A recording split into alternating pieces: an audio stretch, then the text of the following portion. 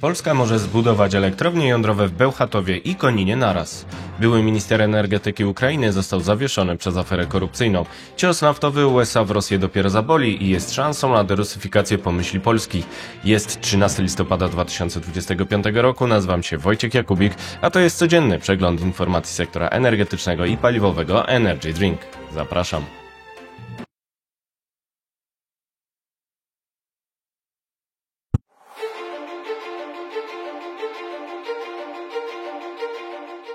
Partnerem kanału Energy Drink jest Orlen.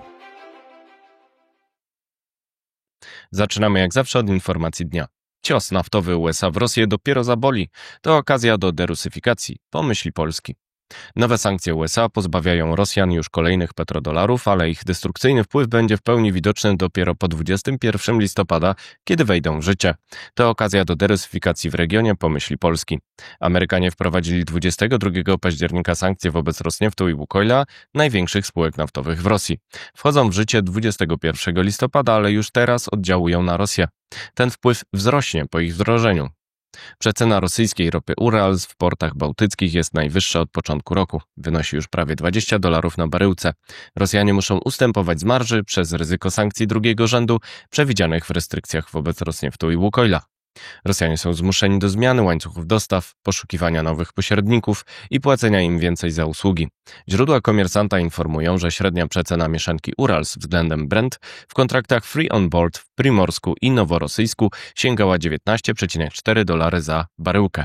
Przed wprowadzeniem sankcji wobec Rosnieftu i Łukoila ta przecena wynosiła od $11 do $12 za baryłkę.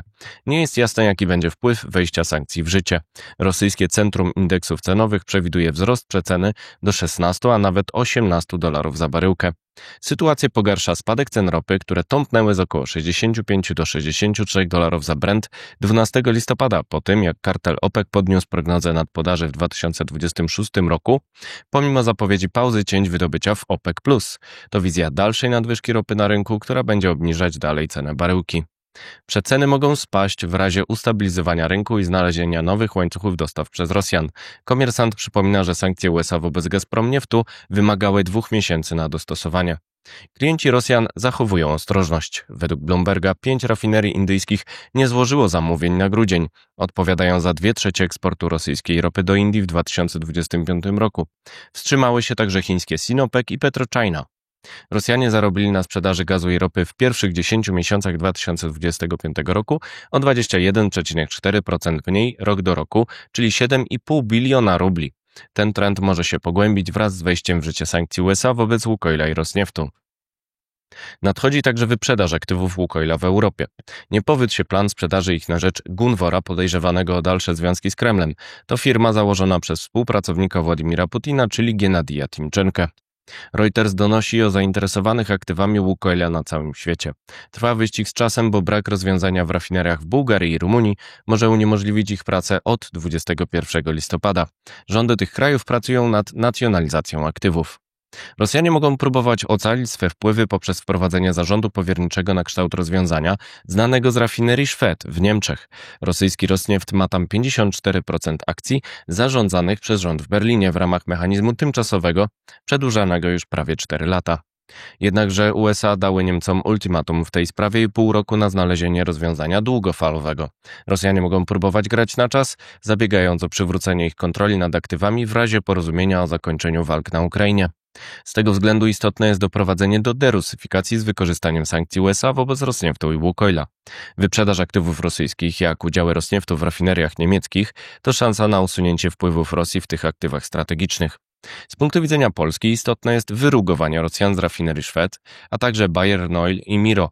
Razem odpowiadają za 12% przerobu ropy w Niemczech, który jest istotny m.in. z punktu widzenia bezpieczeństwa dostaw do Polski Zachodniej oraz na wschodnią flankę NATO. Paliwociąg NATO proponowany przez Polaków miałby się ciągnąć ze Schwedt po szlaku ropociągu Przyjaźń do rafinerii płockiej w Polsce. Dawałby bezpieczeństwo dostaw paliw w razie konfliktu. Następne półrocze może być kluczowe w tym kontekście. Istotna jest konsekwencja USA przy egzekucji sankcji drugiego rzędu za łamanie restrykcji oraz współpraca wewnątrz Unii Europejskiej na rzecz usunięcia wpływów rosyjskich. Polska może oczekiwać jej od Niemców ze względów bezpieczeństwa. Polacy jeszcze w 2023 roku proponowali współpracę przy derusyfikacji rafinerii Szwed poprzez umożliwienie dostaw ropy przez naftoport w Gdańsku i wspólną inwestycję w rozbudowę ropociągu pomorskiego. To rozgrywka istotna jeszcze z jednego powodu. Węgierski MOL interesuje się aktywami rosyjskimi w Europie. Jeżeli skorzysta na wyprzedaży, wzmocni swą pozycję względem polskiego Orlenu, z którym rywalizuje o wpływy w Europie Środkowo-Wschodniej. Czas na pozostałe wieści, na początek z Polski. Drugi atom między Bełchatowem a Koninem. Prezes PGE PAK Energia Jądrowa Tomasz Nowacki, czyli spółki mającej badać lokalizację pod elektrownię jądrową w Koninie, wystąpił na konferencji pod tytułem Atom w Koninie. Przypomniał, że nie ma cech wykluczających tę miejscowość uznaną za preferowaną oprócz Bełchatowa w programie polskiej energetyki jądrowej. Cytuję: jeżeli by się okazało, że obie lokalizacje są tak fantastyczne i energetyka jądrowa w tych miejscach ma zastosowanie, to nie wykluczałbym, że energetyka jądrowa powstanie i tutaj, powiedział z kolei pełnomocnik rządu do spraw strategicznej infrastruktury energetycznej Wojciech Wrochta. Nowa odsłona wsparcia elektryków. Program Nasze Auto został zaktualizowany na konferencji z 12 listopada. Skorzystało już prawie 20 000 wnioskodawców. Program został rozszerzony o małe busy i samochody dostawcze. O wsparcie mogą zabiegać także organizacje pozarządowe, samorządy i placówki medyczne. Dopłaty wynoszą do 40 000 na auta osobowe, do 70 000 na dostawcze i do 600 000 na busy. Powrót obligo. Resort Energii chce przywrócić od lipca 2026 roku obowiązek hurtowej sprzedaży energii elektrycznej na towarowej giełdzie energii. Obligo giełdowe na rynku energii miałoby wynieść 80%, a w obrocie gazem wzrosnąć z 55 do 85%. Wyłączone mają być z niego linie bezpośrednie i OZE poniżej 10 MW. Teraz wieści z Europy. AfD ostrzega przed Polską. Według Tino Chrupali, cytuję, Polska jest potencjalnie równie niebezpieczna dla Niemiec jak Rosja. Używa on argumentu, że Polacy nie chcieli wydać Ukraińca podejrzanego o sabotaż gazociągu Nord Stream 2. Sąd polski uwolnił podejrzanego Wołodymyra Żurawlowa. Chrupala chwalił też Gerharda Schrödera jako, cytuję, ostatniego kanclerza, który dbał o niemieckie interesy. Austriacy chcą blokować atom. Der Standard doniósł, że Austria zwróci się do Trybunału Sprawiedliwości Unii Europejskiej o wsparcie na rzecz blokady uznania energetyki jądrowej za źródło zrównoważone w taksonomii unijnej w 2022 roku. To ciąg dalszy batalii trwającej 4. rok. Wpis do taksonomii daje możliwość finansowania unijnego. Zawieszenie ministra. Afera korupcyjna opisywana w Energy Drink doprowadziła do zawieszenia ministra sprawiedliwości Ukrainy Germana Galuszczęgi po tym, jak Urząd Antykorupcyjny NABU ogłosił, że jest on wśród podejrzanych w sprawie korupcji w spółce jądrowej Energoatom. Prezydent Ukrainy ma rozważać też sankcje wobec podejrzanego Timura Mindicza, jego współpracownika z czasów sprzed prezydentury. Teraz wieści ze świata.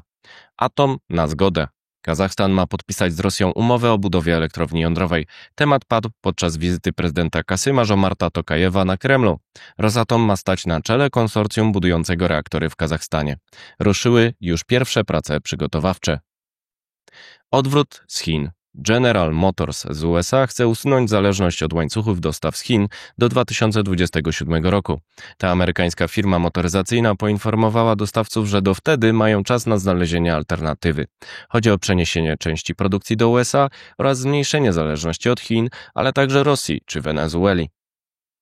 Niedobór wody w Iranie. Chroniczna susza spowodowała niedobór wody w Iranie, w tym jego stolicy Teheranie. Rozważana jest nawet ewakuacja miasta liczącego 10 milionów mieszkańców. Iran zanotował jeden z najsuchszych okresów w historii. Większość tam wodnych zapewniających wodę jest prawie pusta. Tąpnięcie naftowe. Cena ropy Brent tąpnęła z około 65 do 63 dolarów 12 listopada po tym, jak kartel OPEC podniósł prognozę nadpodaży w 2026 roku pomimo zapowiedzi pauzy cięć wydobycia w OPEC+. To wizja dalszej nadwyżki ropy na rynku, która będzie obniżać dalej cenę baryłki. To wszystko w materiałach przygotowanych dzisiaj, następne oczywiście już jutro, więc zapraszam Państwa serdecznie. Do zobaczenia, do usłyszenia.